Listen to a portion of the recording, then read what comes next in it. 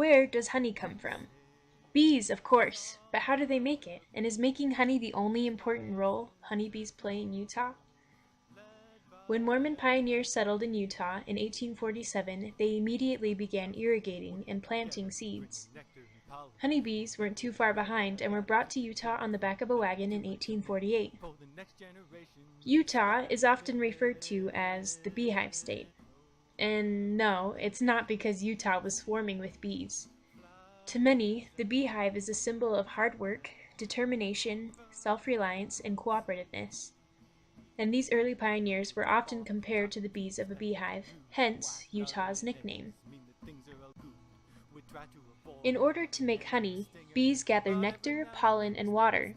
Bees break down the sugars in the nectar and place in the cells of the honeycomb.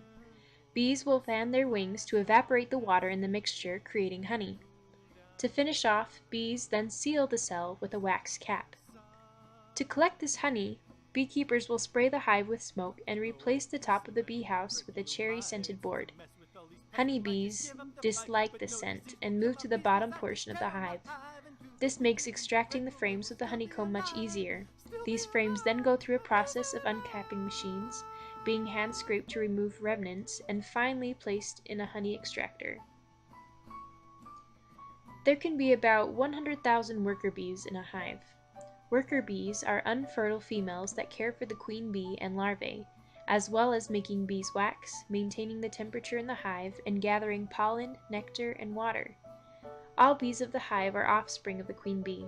To keep up on hive population, the queen bee will lay up to 2,000 eggs a day.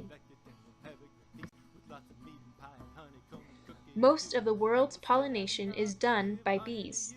In Utah alone, bees are accountable for the pollination of millions of dollars worth in produce each year. Without bees, there would be a major decline in produce and rapid increase in prices of any surviving products. Pesticides and urbanization are responsible for a drop in bee population, as they reduce the amount of areas with adequate food and water sources needed for bees to survive. It's important to know where food comes from and how it is made. It is easy for us to take what bees do for granted.